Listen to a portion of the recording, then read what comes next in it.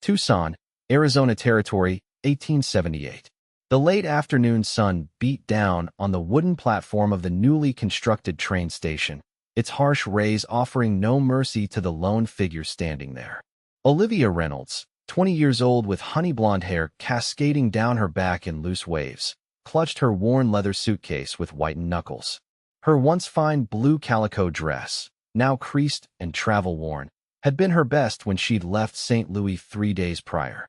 Now it, like her hopes, seemed faded and dusty. The station had emptied an hour ago, the other passengers whisked away by waiting family or hired carriages. Only Olivia remained, the telegram in her pocket, now a bitter reminder of broken promises. "I'll be waiting at Tucson Station," her aunt had written.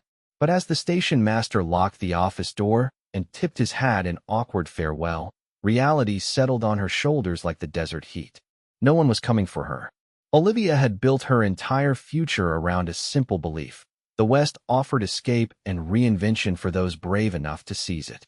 But standing alone on that platform, a more painful truth emerged. Perhaps she was simply unwanted in the East or the West. After her parents' deaths, she'd been shuffled between reluctant relatives in St. Louis. Her aunt's invitation to Arizona had seemed providential. Now it appeared to be just another rejection. "Station's closing, miss," the station master called from the road. "Town's half a mile that way. Palmer Hotel takes unaccompanied ladies, though it'll cost you." Olivia nodded, unwilling to let him see her tears. She'd spent nearly everything she had on the train ticket. Whatever remained would perhaps buy a night's lodging, nothing more. Then what? The West was no place for a woman alone. Everyone had warned her of that before she left. As she gathered her courage to step off the platform, the sound of approaching hoofbeats made her turn. A rider approached, silhouetted against the setting sun. For a moment, Olivia felt a flicker of hope. Perhaps her aunt had simply been delayed. The rider drew closer, and Olivia could see it was not her aunt, but a young man. He rode a magnificent chestnut stallion with the easy grace of someone born to the saddle. As he reached the station, he reined his horse to a stop and removed his hat, revealing sun-kissed brown hair and clear blue eyes in a handsome, tanned face no older than 25. His clean-shaven jaw was strong but kind, and though his clothing was practical, worn denim, leather vest, and a simple cotton shirt, there was a dignified bearing to him. "Pardon me, ma'am," he said, his voice carrying a gentle southern lilt. "But the station master mentioned there was a lady waiting here. Might be in need of assistance." Olivia straightened her shoulders, pride warring with desperation. "I'm quite all right, thank you," she said, though her trembling voice betrayed her. The young man's expression softened as he studied her face, seeming to read the distress she fought to hide. "I'm Lucas Westfield," he said, dismounting with fluid grace. "My ranch is just outside town. I was heading in for supplies when Jim, the station master, flagged me down." He kept a respectful distance, his manner courteous. "Olivia Reynolds," she replied, propriety winning out over caution. "I was expecting my aunt, but it seems there's been some misunderstanding." Lucas nodded, his eyes taking in her situation with perceptive kindness. "Night's coming, Miss Reynolds. Tucson's no place for a lady alone after dark, especially one new to the territory." A coyote howled in the distance, emphasizing his point. Olivia glanced at the darkening horizon, then back to the empty station. Fear and pride battled within her. "I have enough for a room at the hotel." "The Palmer's full up," Lucas said gently. "Trail drivers came through yesterday. There's not a room to be had in town." Despair threatened to overwhelm her. Olivia blinked rapidly, determined not to cry in front of this stranger. "I see." Lucas Westfield removed his glove and extended his hand. His palm was calloused, but his gesture conveyed nothing but respect. "Miss Reynolds, I have a proposition that might sound forward, but I give you my word as a gentleman that your honor will be safe. My sister Kate runs our household. We have plenty of room, and she'd welcome the company of another lady.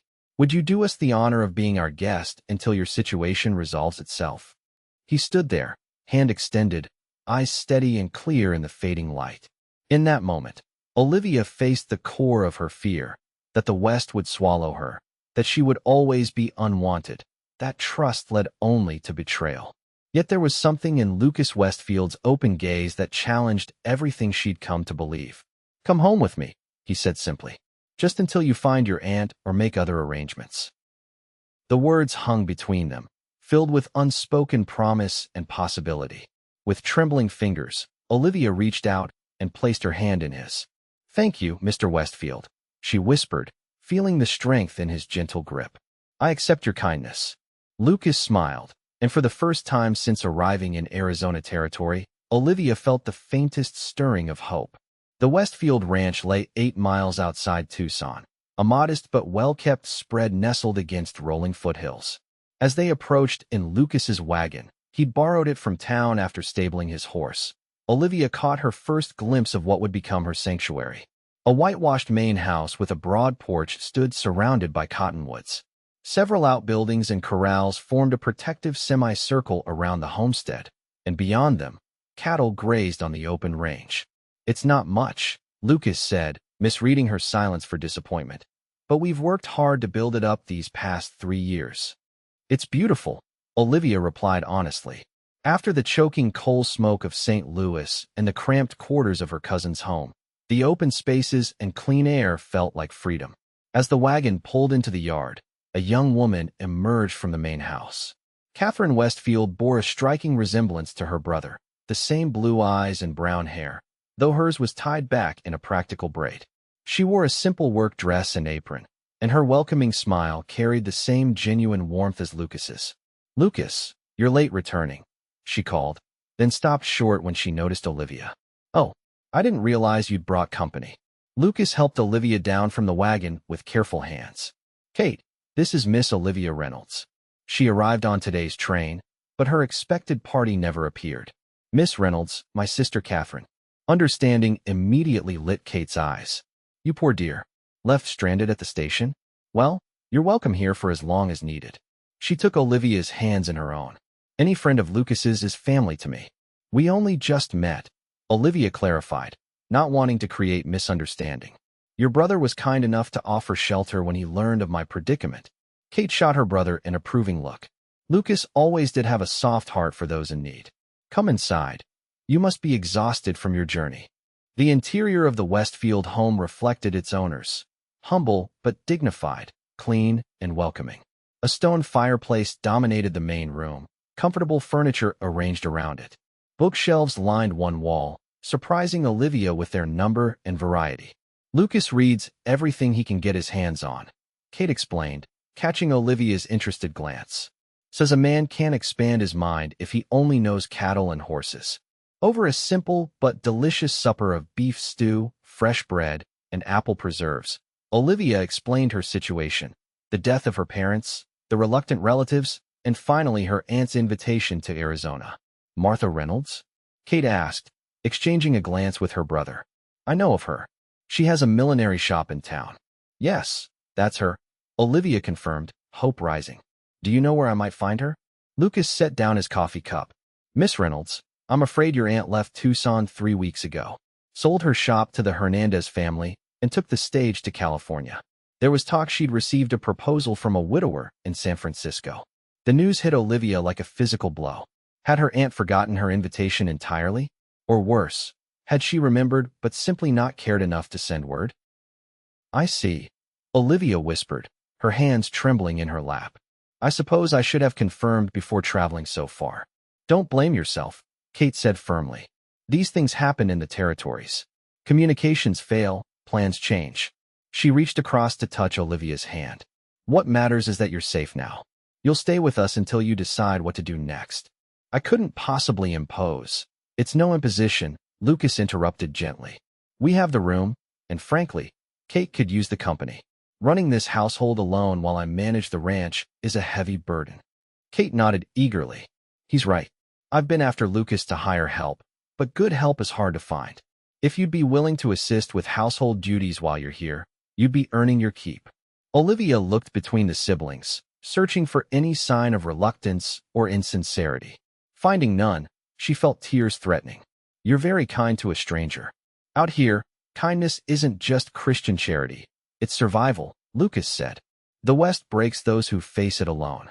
Later that night, lying in a clean bed in a small but comfortable guest room, Olivia stared at the ceiling. Her aunt's abandonment should have confirmed her worst fears, that she was unwanted, that the West offered no place for her. Yet the unexpected kindness of the Westfields suggested something else entirely. Perhaps the frontier wasn't about isolation, but about forming new bonds, creating family from strangers. It was a dangerous hope, but as sleep claimed her, Olivia allowed herself to wonder if perhaps she had found her place after all. The next morning, Lucas rode into Tucson to inquire about Olivia's aunt and send telegrams to confirm her departure. Olivia, determined to earn her keep, joined Kate in the daily household tasks. As they worked side by side, churning butter, mending linens, preserving vegetables from the kitchen garden, Kate shared the story of how she and Lucas had come to Arizona. "Our parents had a prosperous farm in Tennessee," she explained, her hands working steadily at the butter churn. "The war took everything. Father died at Shiloh, mother from typhoid the following winter. Lucas was only 19, I barely 17. Rather than rebuild on bitter ground, we sold what little remained and headed west." "Just the two of you?" Olivia asked, impressed by their courage. Kate nodded. Lucas had a vision of open country and new beginnings. He worked cattle drives, saved every penny, then claimed this land 3 years ago. He's built everything you see with his own hands. "He seems a remarkable man," Olivia said, then blushed at Kate's knowing smile. "My brother is the finest man I know," Kate agreed. "Too fine to remain a bachelor much longer, if I have my way." Before Olivia could respond to this suggestive comment, the sound of approaching horses drew their attention. Lucas returned, accompanied by a distinguished older gentleman whom he introduced as Judge Henry Braddock. "Miss Reynolds," the judge said, removing his hat. "I'm sorry to bring disappointing news. We've confirmed your aunt departed for California nearly a month ago. She left no forwarding address." Olivia nodded, having prepared herself for this confirmation. "Thank you for your efforts, Judge Braddock. I appreciate your thoroughness. The question remains," the judge continued. "What are your plans now? An unaccompanied young lady has limited options in the territories." Before Olivia could respond, Lucas stepped forward. "Miss Reynolds is welcome at our home for as long as she wishes to stay." The judge raised an eyebrow. "While your hospitality does you credit, Mr. Westfield, there are considerations of propriety. A young unmarried woman residing with a bachelor, even with your sister as chaperone, could invite gossip." "I would never wish to damage the Westfield's reputation," Olivia said quickly. "There's a simple solution," Kate interjected.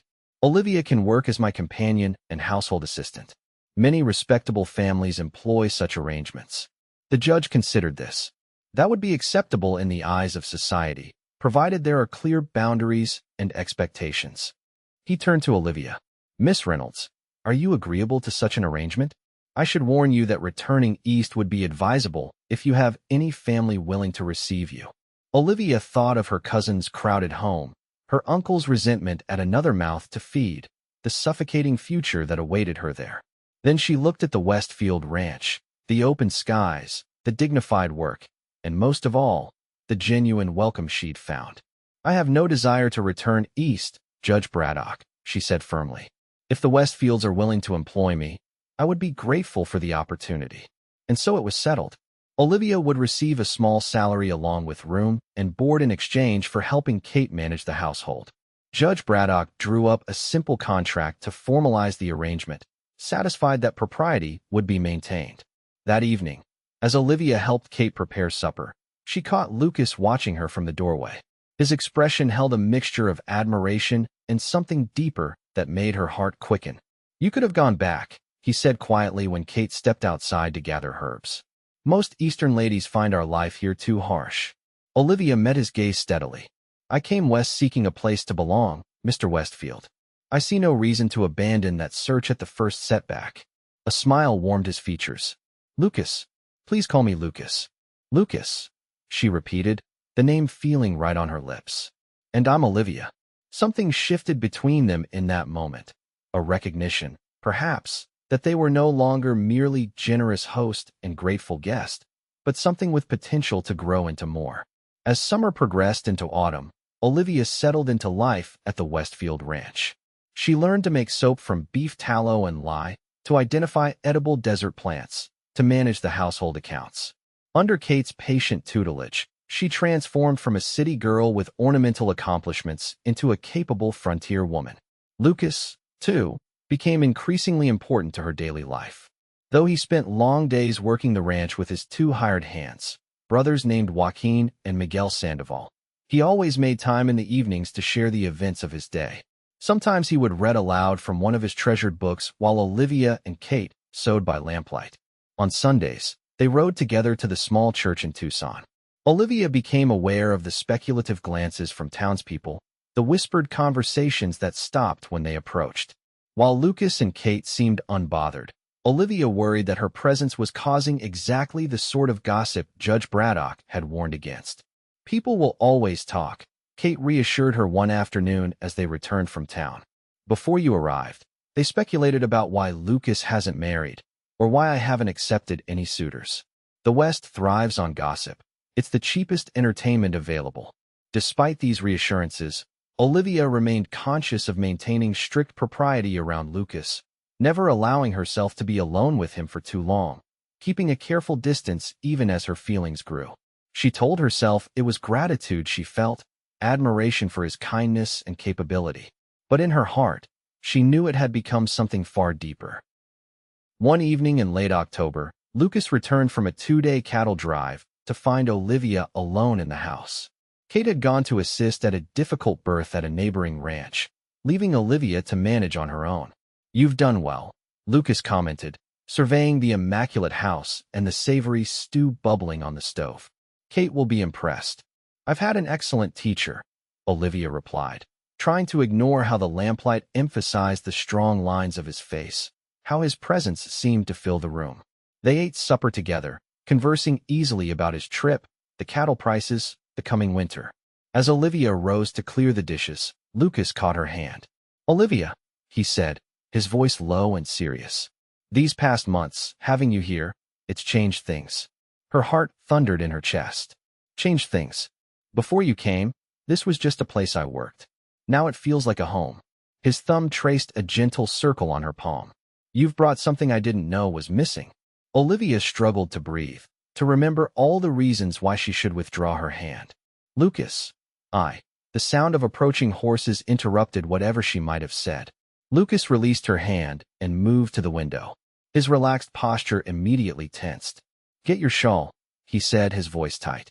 "It's Barton Reed and his men." The name sent a chill through Olivia.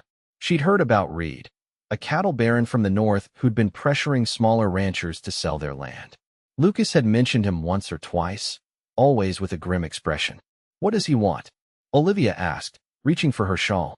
"Nothing good," Lucas replied, checking his revolver before tucking it into his belt. "Stay inside unless I call for you." Olivia watched from the window as Lucas stepped onto the porch to meet 4 riders.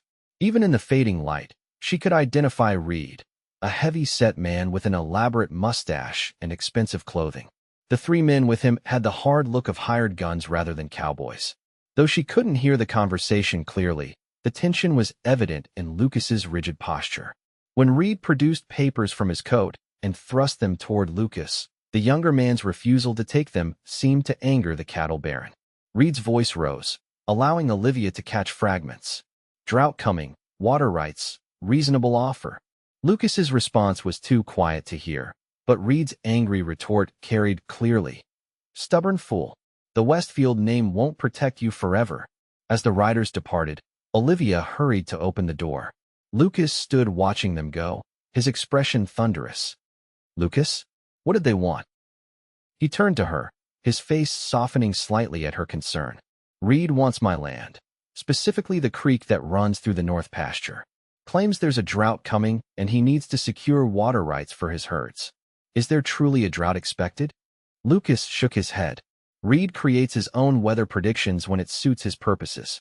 What he really wants is to control all the water sources in the county. Once he has that, every rancher becomes his tenant in all but name." Olivia followed him inside, troubled by the encounter. "Those papers he tried to give you? A contract, offering to buy my water rights for a fraction of their value." Lucas poured himself a whiskey, his hands steady despite his anger. "Reed's been buying up smaller spreads all over the county. Those who won't sell have suffered mysterious misfortunes. Barn fires, poison wells, stolen cattle. Fear clutched at Olivia's heart. He wouldn't dare threaten you directly. Lucas's smile was grim. My father's cousin is territorial governor. Reed knows attacking a Westfield would bring scrutiny he can't afford. But he'll try other methods. That night, after Kate returned and the household settled, Olivia lay awake thinking about Reed's veiled threats. She had come to love this land, this home, these people. The thought of anyone threatening them filled her with a protective fury she'd never experienced before. It was then she fully realized the truth she'd been avoiding. She loved Lucas Westfield. Not with the fluttering, romantic love of novels, but with something deeper and more substantial. A love built on respect, admiration, and shared purpose. A love that made her want to stand beside him against whatever threats came their way. But loving him meant potentially binding herself to all his troubles. And worse, what if he didn't return her feelings? What if his kindness was merely the extension of Western hospitality, nothing more? Better to keep her heart guarded, she decided. The West had already taught her that attachment led to pain. First her aunt's abandonment, and now this threat to the home she'd grown to love. Perhaps her initial instinct had been correct. The frontier was no place for putting down roots or opening one's heart. The next morning, Lucas announced he would be gone for several days. I need to speak with other ranchers about Reed's activities, he explained over breakfast. We need to present a united front. Is it safe to travel alone? Olivia asked, unable to hide her concern. A smile touched his lips. Worried about me, Miss Reynolds? We all worry when you're gone, Kate interjected, saving Olivia from her embarrassment. Take Joaquin with you at least. Lucas agreed, and preparations were made for his departure. Before mounting his horse, he drew Olivia aside. While I'm gone, stay close to the house, he said, his voice low and serious. Reed isn't above using underhanded tactics to pressure me. Do you think he would target Kate and me? Lucas's jaw tightened. I don't think he'd risk harming either of you. But intimidation is another matter. If anything happens, Miguel will be nearby. Judge Braddock will check on you as well. Olivia nodded, touched by his concern. We'll be fine. Kate is quite capable with that shotgun, you know. This drew a reluctant smile. That she is. His expression grew serious again. Olivia, when I return, there's something important we need to discuss. Her heart skipped. What about? The future, he said simply. Then, before she could respond, he mounted his horse and rode away. The first 2 days of Lucas's absence passed uneventfully. On the third morning, Olivia woke to find Kate already up and dressed, her expression grim. What's wrong? Olivia asked, immediately alert. Miguel found 2 dead cattle in the north pasture. Kate replied, loading the shotgun with practiced movements. Poisoned, by the looks of it. Reed's not waiting long to make his move. Fear and anger competed in Olivia's chest. Should we send for the sheriff? And tell him what? That we suspect Barton Reed poisoned our cattle, but have no proof. Kate shook her head. Sheriff Dawson owes his position to Reed's influence. He'd do nothing. Throughout the day, they maintained vigilance. Miguel patrolled the boundaries of the property, while Kate kept the shotgun within reach. Olivia found herself jumping at every sound, peering anxiously out windows, expecting to see Reed's men approaching. That night, after a tense, quiet supper, Kate finally broke the silence. Olivia, there's something you should know about my brother. Olivia looked up from her mending, surprised by the serious tone. What about him? Lucas doesn't share his feelings easily. Our father was the same way. Believed a man should be judged by his actions, not his words. Kate set aside her own sewing. He cares for you. More than he's admitted, even to himself. Heat rushed to Olivia's cheeks. Kate, let me finish. I've watched how he looks at you when he thinks no one notices. I've seen how he finds reasons to be wherever you are. Lucas has never courted anyone seriously, though many have tried to catch his eye. Kate leaned forward, her expression earnest. But the way he is with you, it's different. He's building something here, not just for himself, but for a future he wants to share. Olivia's heart raced at these words, but caution tempered her hope. Even if what you say is true, this situation with Reed changes things. I won't be the cause of more trouble for your family. Kate's laugh was sharp. Reed would be threatening us whether you were here or not. His kind don't need excuses. Her expression softened. Don't let fear of what might happen prevent you from embracing what could be. Before Olivia could respond, The sound of approaching horses broke the night's stillness. Kate reached for the shotgun, moving to the window. 3 riders, she reported, her voice tense. Not Lucas, he wouldn't arrive after dark. Reed's men? Olivia asked, fear constricting her throat. Likely. Kate checked the shotgun's load. Miguel's in the bunkhouse. They'll have to pass it to reach us. The expected confrontation never came. Instead, a terrifying orange glow bloomed in the darkness. The barn was on fire. Through the window, Olivia could see 3 mounted figures silhouetted against the flames, watching from a distance. The horses? Olivia gasped, reaching for her shawl. Kate grabbed her arm. No, it's what they want, to draw us out where they can threaten or harm us directly. But we can't let the animals burn. As if in answer to her desperate words, Miguel appeared, racing toward the barn. The 3 riders immediately spurred their horses, charging toward him. They're going to kill him, Olivia whispered, horrified.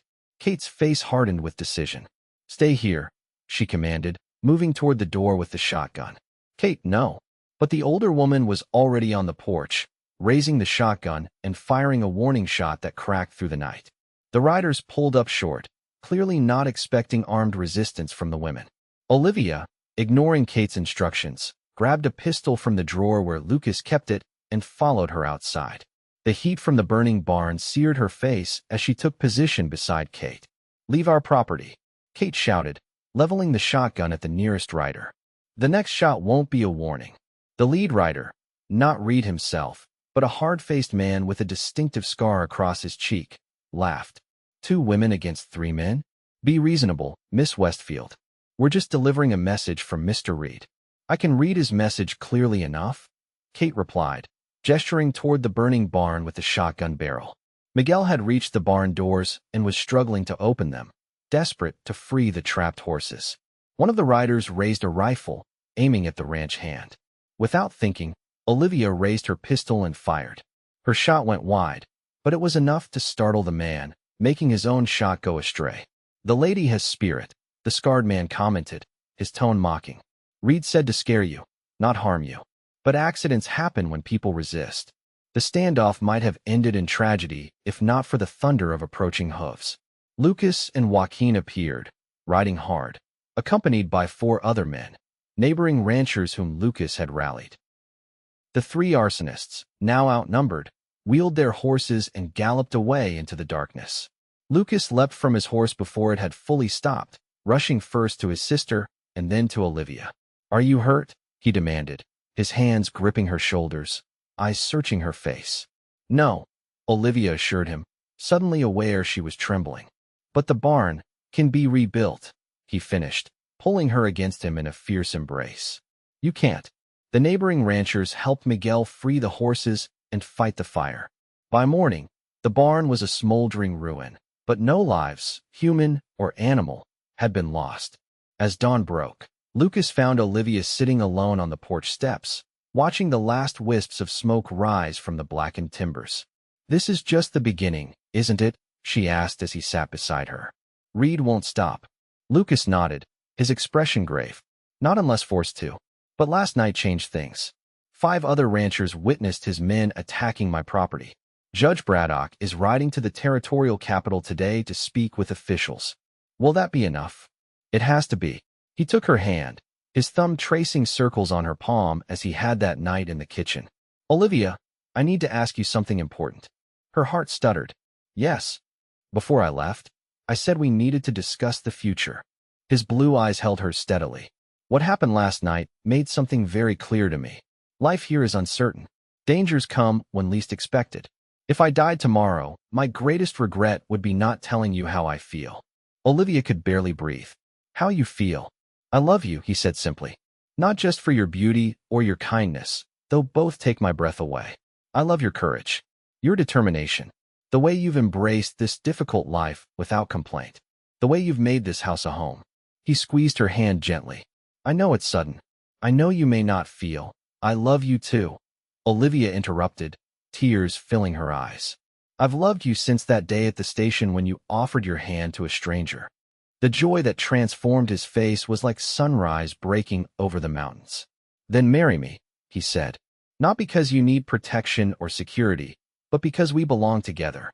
Because together, we're stronger than any threat Reed or anyone else could pose. Yes, Olivia whispered, her heart so full it might burst. Yes, I'll marry you. Lucas gathered her in his arms, his kiss gentle, yet filled with promise. When they finally parted, he pressed his forehead to hers. I never thought being left at that station would lead to this, he murmured. Olivia smiled through happy tears. When you said come home with me, I had no idea I was truly coming home. Their marriage took place 2 weeks later in the small church in Tucson. Judge Braddock performed the ceremony, with Kate as Olivia's attendant and neighboring ranchers as witnesses. The territorial officials, spurred by the judge's intervention, had launched an investigation into Reed's activities, forcing the cattle baron to retreat temporarily.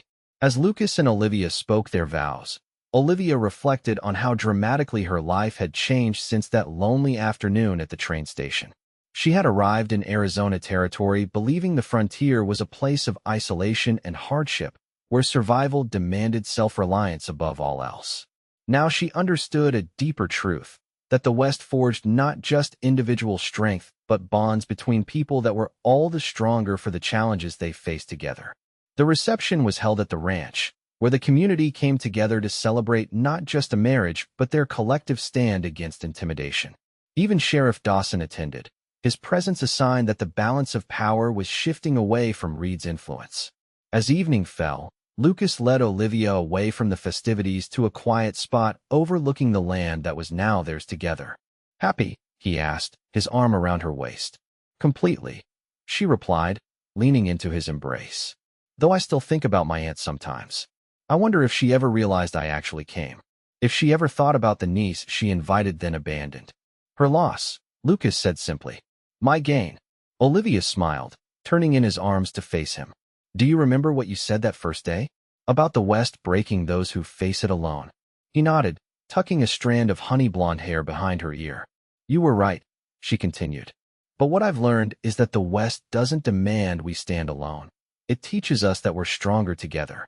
That family isn't just what we're born into, but what we create with those who stand beside us. Lucas's eyes shone with love and pride.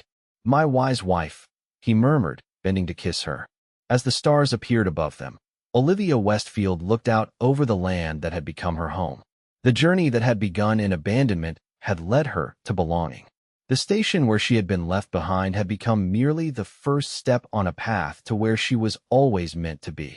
In the arms of a man who had extended his hand when she needed it most, who had asked her to come home with him, and in doing so, had given her a home that would last a lifetime.